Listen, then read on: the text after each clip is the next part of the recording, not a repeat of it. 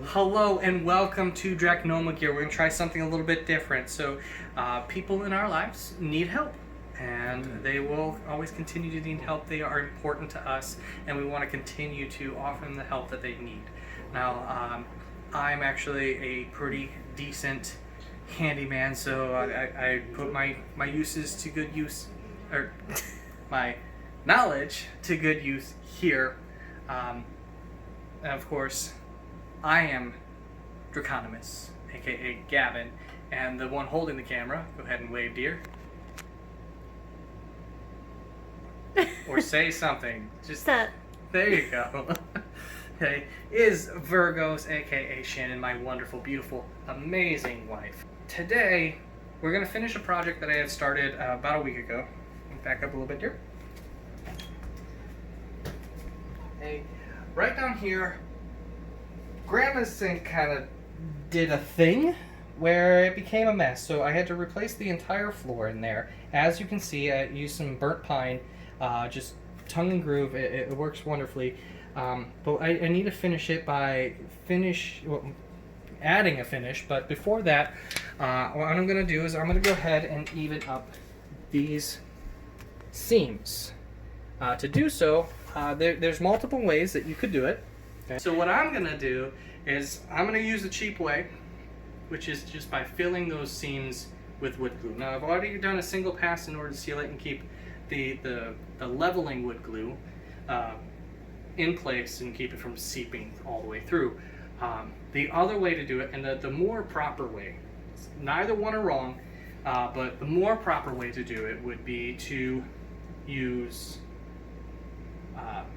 my brain shut off. Oh, resin. There we are. Those are the words I'm looking for. The more proper way to do it would be to use resin, which actually gives you a more fine finish and shinier. But beyond that, yes, shiny. Beyond that, wood glue works just fine for this. Most of them actually, we don't want to show the brand there, but most of them cure within the first 30 minutes, okay, and then take the rest of a 24-hour period in order to dry. This particular one is quick drying, so it'll be ready to put sealant on within 30 minutes rather than having to wait the full 24 hours. So what we're going to do is I'm going to go ahead and fill those seams. Then we're going to have some dinner, and by the time we come back, it'll be ready to seal.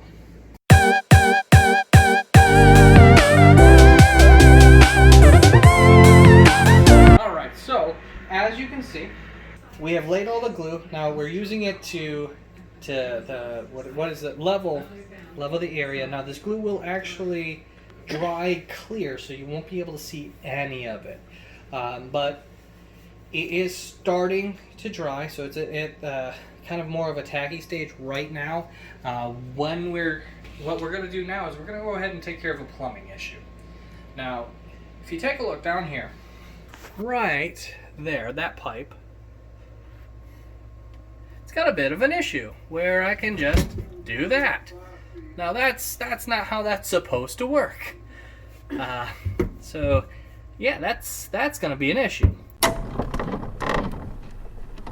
What I'm gonna do is I'm gonna go ahead and use this pipe to extend that to actually make it so there's something to hold inside that drain. Now, as it stands, it's a little bit on the long side. That's okay. We're gonna cut both pipes down in order to make them work. In order to do that, you can use a basic hacksaw. Just cut it down to the right length.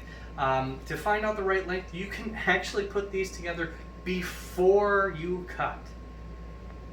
If that makes any sense to anybody. So, for instance, you want to cut this down so it's only that long. Cool. That long. That means that you can actually cut that down, throw that in that pipe, dry fit it, tighten it down, and then figure out how deep it is, which is right here. If you take a look on this pipe where this little step down is, wow. Okay, apparently we're getting very zoomed in. Where this step down is actually where the pipe ends, and it'll end about 1/8 inch to 1/4 inch above that line. All right.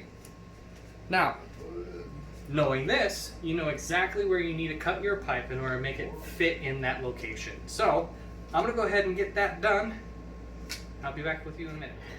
Alright, now as you can see, we've been cut down to size. I'm throwing things, but we cut down the pipes the correct size. Now, if your pipes do not fit together, it's okay to cut them down farther. Here's the thing. Do not put this side on first. It is a bad idea. Put these together first. Put that into your T-pipe. You'll know when you see it. I'll point it out when I go put these together. Then connect this to your drain. Do not connect your drain first, or they will not fit together properly. And a lot of times what ends up happening is people cut the pipe down to size, connect this to the drain, then have to cut it shorter to fit it into the T-pipe. But by doing so, they make it so that the pipe is too short to functionally stay into place. So, when you do this, if you do this, extension goes into T-pipe, elbow goes into extension, elbow into drain. That's always how it's going to be. Now make sure that when you put these together, you have your compression ring along with your compression nut.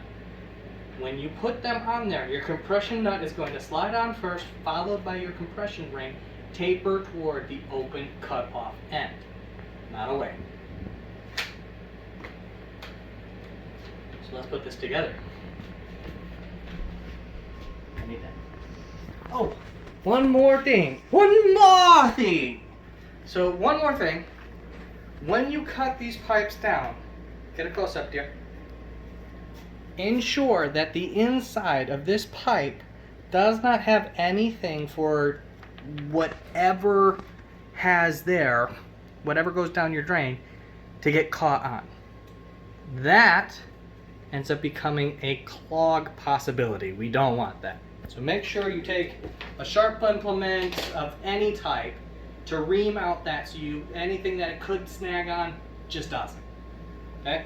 Now we'll go back. Alright, dear. So this is the T-pipe that I was talking about, right here. There we go. So we're going to go ahead and take our extension out, and we're going to stick it right in that hole. You can get in there. And then we're going to tighten down our compression nut. You're not going to hurt anything to give it a little bit of force, but don't go nuts. You're not trying to break anything. Once that's in there, you can then pop that in there. There we are. Tighten down that compression nut.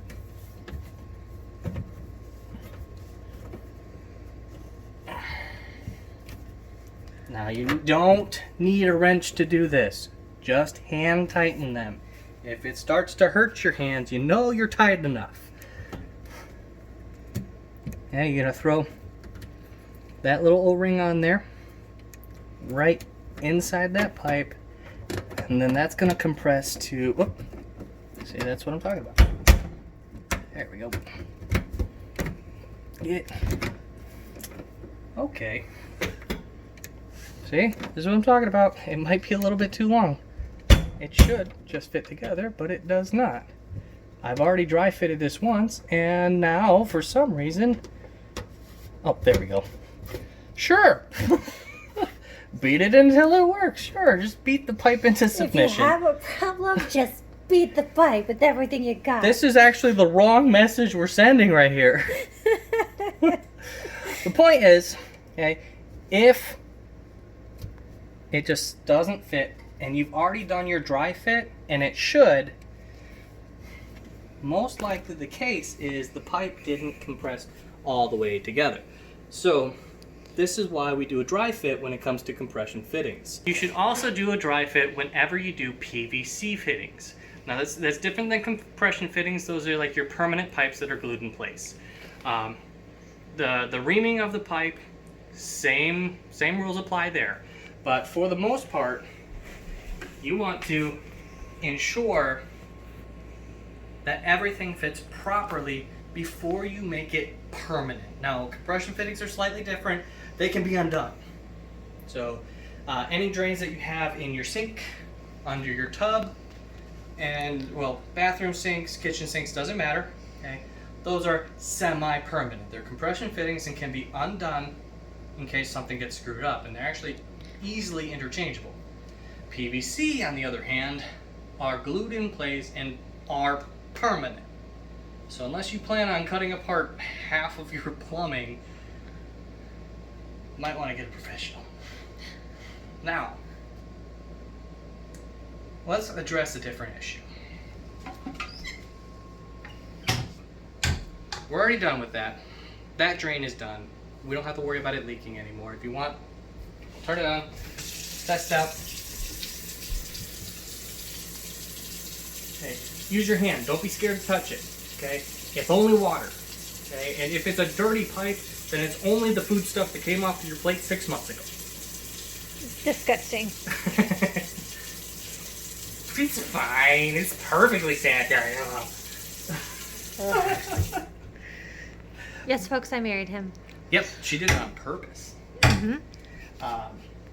But as you can see, we have no leaks. I'm not worried about that pipe falling out on Grandma when she's doing dishes and pulling stuff in and out, trying to clean the house.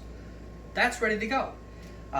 Granted, we are still waiting for that to properly set up so that we can actually seal it the rest of the way. But we'll leave these open, let the air get to it, and hopefully Before midnight. soon that will be dry enough for me to go ahead and put a layer of sealant on there, and Grandma won't have to worry about water damage ever again. If you come across this problem and you have your own sink on the bottom and the whole cabinet system is all pressed wood, and you'll know it when you come to it, you notice that you have a leak under your drain and it rots out the floor. When you replace it, it is cheaper to use paneling of some sort, whether it be pressed wood or OSB, plywood, doesn't matter. Okay? It's cheaper to go that route. But there are a few things to keep in mind. Those composites are more susceptible, with the exception of plywood, are more susceptible to water damage. Now, underneath this cabinet, there's actually OSB. OSB is a composite of wood chips, not wood pulp, but wood chips that are glued into a panel form. Then you've got plywood, which are actually small panels that are glued in laminate with the grains actually crisscrossing like this. So one grain going this way, the other grain going that way, okay, making it much stronger. Pressed wood, on the other hand, is wood pulp. Essentially, it's sawdust mixed with glue, making paste. Sure, we'll call it a paste, which they then form into a mold, and it dries in that form. They then use this laminate, as you see right here. This is a laminate to hold it all in place in case anything gets damaged. Now, when you're doing it under the sink, you need to replace the floor. My biggest suggestion, either use plywood or do what I've done here and use lats. Now, this particular is like discounted lats from a discount rack over at Menards. It cost, was it 2 packs of 4? It was like $20. Wasn't that bad. Okay, so I mean that's something you could do if you're not familiar with working with real wood. I do suggest going with plywood. We're leaving this open for the air to get to it. I do suggest going with plywood because it's a little bit more forgiving when you make a mistake. Now, I have to show you something else. This here is your shower valve. Most people have seen them before. Okay, I'm not going to turn it on because there is water actually working with it. Okay. But I am going to tell you, if you don't know how to install these, look it up on YouTube. Don't make guys like me come in here who have worked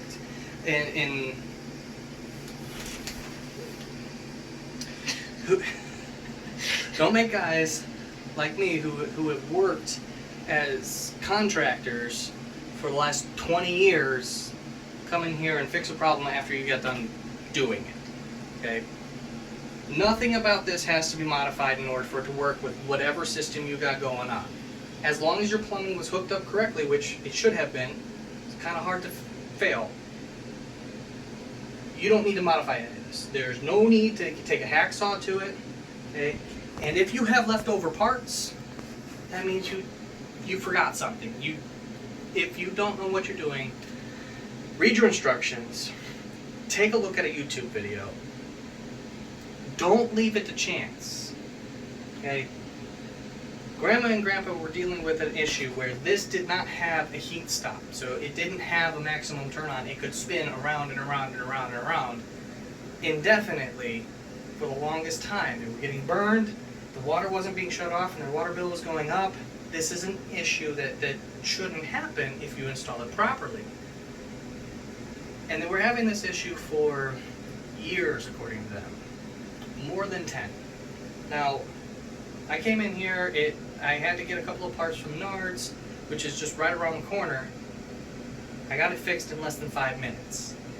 Real easy fix, but they didn't know that it could be fixed.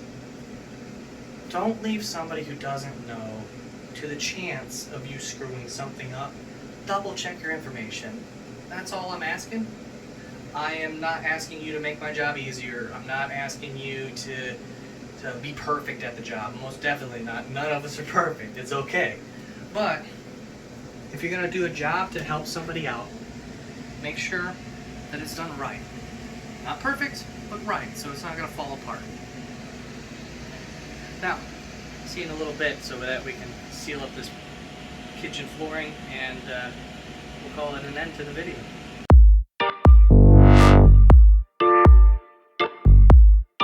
Alright, so we've just spent who knows how many hours playing cards waiting for the glue to dry. For some reason, false advertisement on that glue. It's all good. So now we've gone to the point where we need to seal. Okay? What Grandma and Grandpa really like to spend the time playing cards. So, you know, we had a good time. So what we need to do is, well, for one, when you're placing sealer, you don't use a brush. It doesn't work very well. It's very thin, so you need something that can sop it. So we have here actually a sealer applicant sponge specifically designed for this purpose. It's actually a sponge that's covered in a microfiber cloth.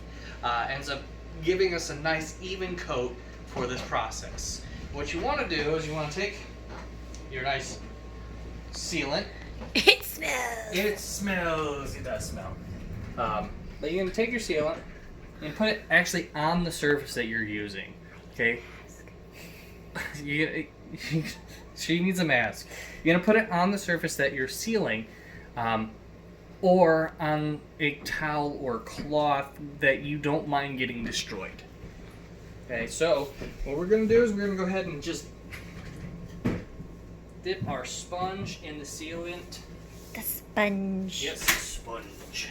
Okay, and we're going to apply it with the grain of the wood. Okay, even pressure the whole time. Okay, and you're going to do this for quite some time until everything is nice and evenly coated. Oop, that's a little bit much, but that's okay, because we're probably going to do this a couple of times. And you can go back and forth along the grain. You will find that certain woods will work better going one way versus the other. Okay, but you always want to go with the grain of the wood. Now, as you're doing this, the sealant will start to seep into the wood, and you'll notice that these bubbles right here, okay, that actually comes from the sponge, but as you can watch, they'll start to pop. That's actually the wood pulling in this sealant. Okay, now this pine, this burnt pine that I'm using here, is starting to turn a nice blonde color, okay, which comes from the sealant itself. Now, this will take this wood and make it entirely waterproof. Now, this particular wood was actually already water resistant, okay, primarily because we added all the glue on there, making sure that it wasn't going to leak through and get things all weird. Now, this spot right here is actually quite rough. Okay, Now, because it's under a sink, I did not go through the process of sanding this. Normally, if you're going to put it on a table or floor or along those lines, you would sand this nice and smooth before you put this applicant on there. If you're sensitive to smells, wear a mask while doing this. Make sure you do not disregard the safety measures that the can tells you to do. Do not be dumb like I am right now and forget your respirator mask. Okay? And you want to make sure that you ventilate the area after you do this. Or during, either way. Why not before? Well, before, because we didn't need it before. Okay. Kind of defeats the purpose to do it if there's no bad smell in the air. Forgive us, people, it's late. So if I say weird things, it's late. But as you see, you just wipe it on. The wood should do most of the work without you having to do extra effort. The whole point in this is so that the wood absorbs the sealant, making itself waterproof. Do your best not to inhale this substance. Do not be dumb like I am doing right now. If this was any larger of a project, I would have stopped and not even attempted this without a respirator mask. No, and I want a warning when I'm gonna need a mask. Don't worry. We are not doing a large enough job for you to need a mask. In fact, we're done. Okay. At this point, you simply wait for it to dry and it's good to go. Now this is an oil-based substance, so dish soap is plenty to get the job done, to get it off your hands, off your person. Is that what you're saying? Stay. Okay. And because of this substance, it's not going to hurt anything if it goes down the drain. Dawn dish soap is perfect for this, or Ajax, or whatever else you come across. Dish soap is wonderful. Do not keep the sponge. Don't do it. Toss it out. It's not worth it. It's just going to turn into a brick. So as you see, I'm just going to wring out that there sponge, throw it away. We're done with that. I'm going to finish rinsing off my hands. Oh, yeah. I'll close up the tub. I guess he's done. And we're done. That's it. He's done. That's good. Grandpa says it's good that we're done. Put that stuff back in there Not quite. later on. This time tomorrow, you can put that stuff back in there. It will be dry. Say hi. You say hi to camera, Grandpa. Hello. Hello. Hi. Everybody, he'll pray for you. He will pray for you. You just call him up and he'll pray for you, no questions asked. Yeah. But we're going to go ahead and outro. So we want to thank you so much for coming to this video. It is loud. It is loud. Hallelujah. We're going to go ahead and thank you so much for coming to this video. My grandparents appreciate the help that you are giving us. And remember, you're not alone. You are loved. And Jesus loves you. You all have a good night.